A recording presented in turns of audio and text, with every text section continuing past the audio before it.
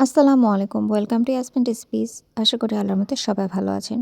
কাঁচা কলা দিয়ে আজকে অনেক মজাদার একটি তরকারি বানিয়ে দেখাবো। প্রথমে ফ্রাই প্যানে একটু তেল, সামান্য লবণ এবং হলুদ দিয়েছি। তেল গরম হলে আমি এর মধ্যে কাঁচা কলা দিয়ে দিব। কাঁচা কলা আগেই ভালোভাবে ধুয়ে পরিষ্কার করে টুকরো করে রেখেছিলাম আমি। সেটা দিয়ে আমি লাল লাল করে ভেজে তুলে নেব। কাঁচা কলা অনেকেই পছন্দ করেন না হয়তোবা, কিন্তু এইভাবে একদিন রান্না করে খেয়ে দেখেন, অনেক ভালো লাগবে। তো ফ্রাই প্যানে আমি কাঁচা কলাগুলো দিয়ে দিলাম। এখন ভালোভাবে আমি ভেজে নিব। কলাগুলো অনেকটা এইরকমই বেশি করে ভেজে নিতে হবে, লাল লাল করে। এখন আমি উঠিয়ে একপাশে রেখে দিব। অন্য একটি কড়াইয়ে তেল দিয়ে দিব এবং 1 কাপের মতো পেঁয়াজ কুচি আর 3টা টমেটো স্লাইস করে দিয়ে দিব। কিছুক্ষণ তেলের মধ্যে টমেটো এবং পেঁয়াজটা ভেজে নিব।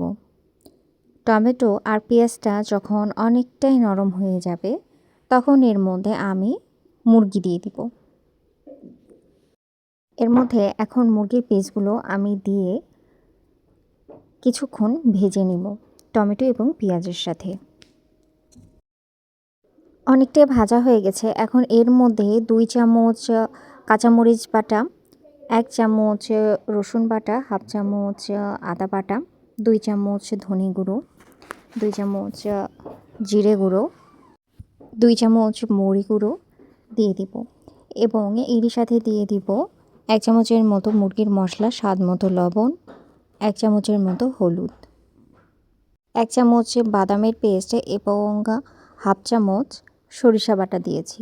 দিয়ে মুরগি আর মশলাগুলো ভালোভাবে কষিয়ে নিব, যেন কোনো ধরনের র স্মেল না থাকে।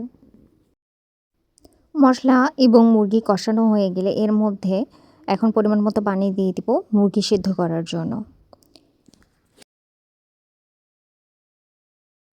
মুরগি যখন অনেকটাই সিদ্ধ হয়ে যাবে, তখন এর মধ্যে আমি ভেজে রাখা কাঁচা কলাগুলো দিয়ে দিব।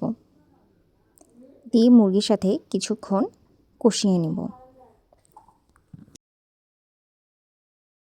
কলা দিয়ে মুরগির মাংস কষানো হয়ে গেলে আমি সামান্য পরিমাণ পানি দিব ঝোল রাখার জন্য। এরপরে ঢাকনার দিয়ে ঢেকে রাখবো যতক্ষণ পর্যন্ত বলক না উঠে গেছে। বলক উঠলে নামিয়ে নেব। তো আশা করি রেসিপিটি আপনাদের ভালো লাগবে। সবাই সুস্থ থাকবেন, ভালো থাকবেন। আল্লাহ হাফেজ।